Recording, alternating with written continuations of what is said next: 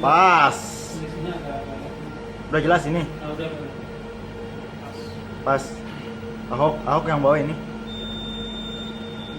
Mukanya muka lesu kan? Bingung tuh dia kan? Ngapain?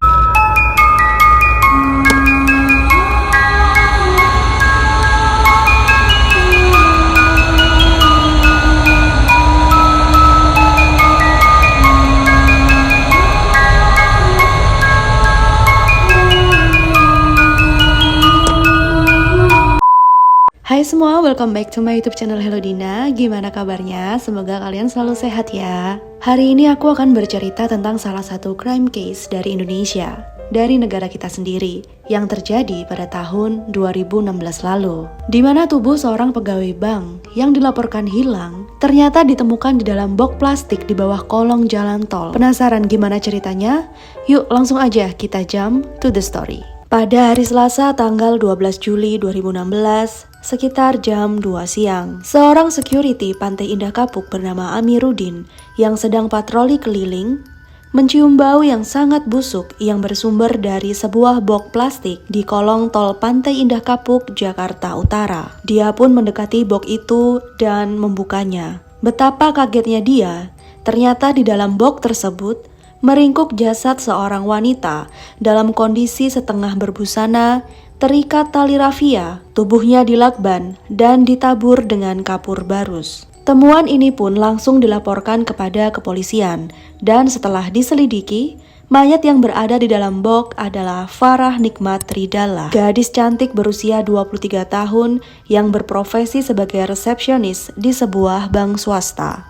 Di dalam box itu terdapat uang Rp25.000 serta surat beraksara Arab dan Latin dengan tulisan Mayang Farah. Farah adalah anak kedua dari 4 bersaudara. Dia dikenal sebagai anak yang baik dan ceria. Setahun sebelumnya setelah lulus sarjana, Farah diterima bekerja di sebuah bank swasta. Dan dia diketahui juga membiayai sekolah adiknya yang paling kecil. Lalu siapa yang tega menghabisi anak sebaik Farah?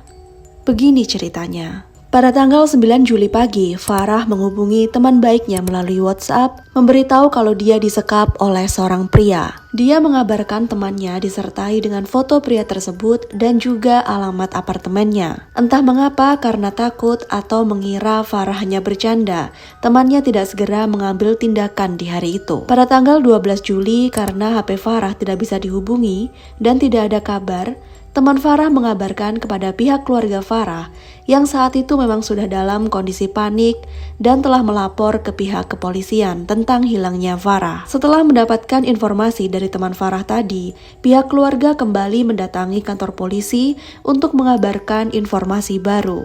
Dan pada tanggal 12 Juli beberapa jam setelah laporan itu, pihak kepolisian menghubungi keluarga Farah. Mereka menemukan jasad seorang wanita yang ciri-cirinya mirip seperti Farah di bawah tol Pantai Indah Kapuk. Setelah pihak keluarga melihat dan memastikan bahwa itu memang Farah, polisi langsung bergegas menangkap pria yang diduga sebagai tersangka pada kematian Farah. Polisi berhasil menangkap seorang pria berusia 52 tahun yang bernama Calvin Supargo di apartemen Aston Marina Ancol, Jakarta Utara. Calvin adalah seorang pengusaha sarang burung walet.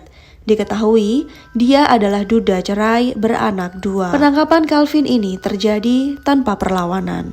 Berdasarkan pengakuan Calvin, dia dan Farah berkenalan pada tanggal 8 Juli 2016 melalui seorang teman berinisial M. Dan di hari yang sama, Calvin meminta Farah datang ke apartemennya untuk melayaninya dengan kesepakatan tarif Rp4 juta per 24 jam. Setibanya Farah di apartemen, mereka sempat berbincang di lobi. Keduanya lalu naik ke kamar Calvin dan kemudian melakukan adegan enak-enak sekitar pukul 9 malam. Setelah itu, Farah pun mendapat imbalan Rp4 juta dari Calvin.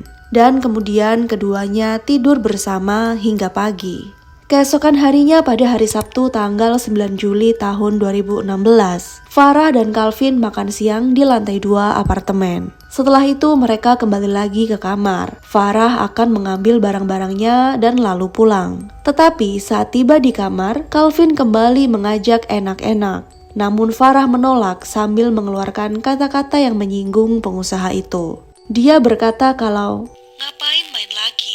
Orang kamu loyo, pel tuh, baru nempel udah metu. Lagian aku udah dicari orang tuaku." Ternyata kata-kata inilah yang membuat Calvin kesetanan dan dia pun memukul kepala Farah dengan kayu.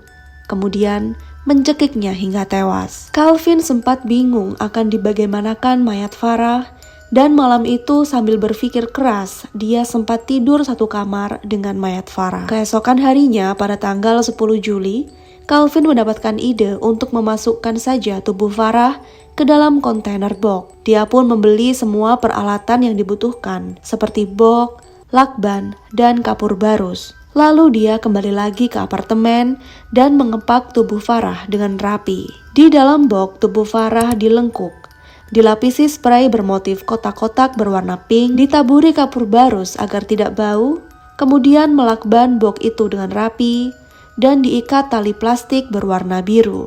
Setelah itu, Calvin menyewa mobil R3 di persewaan mobil, membawa box berisi mayat Farah, kemudian membuangnya di kolong jalan tol Pantai Indah Kapuk dan ditemukan 2 hari setelahnya. Atas tindakannya, Calvin terancam pasal 338 KUHP dengan maksimal hukuman 15 tahun penjara. Setelah kejadian ini, banyak rumor yang beredar bahwa Farah adalah PSK kelas atas dengan konsumen para pengusaha. Tetapi hal ini dibantah oleh pihak kepolisian dan keluarga, dikarenakan tidak ditemukannya bukti uang senilai 4 juta rupiah di rekening Farah ataupun di tasnya. Menurut teman baik Farah sangat tertutup tentang siapa saja laki-laki yang dekat dengannya. Menurut teman baik Farah sangat tertutup tentang siapa saja laki-laki yang dekat dengannya. Tetapi dia teringat Farah pernah bercerita kepadanya kalau dia dekat dengan seorang pengusaha yang berumur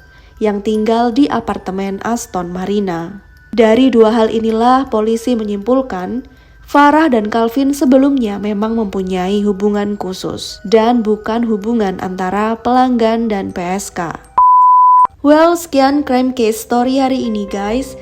Semoga arwah Farah tenang di sana dan keluarga selalu diberi kesabaran. Menurut kalian, apakah hukuman 15 tahun penjara setimpal untuk Calvin? Komen di bawah ya. Thanks semua yang udah nonton sampai akhir. Semua materi hari ini aku dapatkan by googling. Kurang lebihnya aku mohon maaf dan see you on the next video. Bye-bye.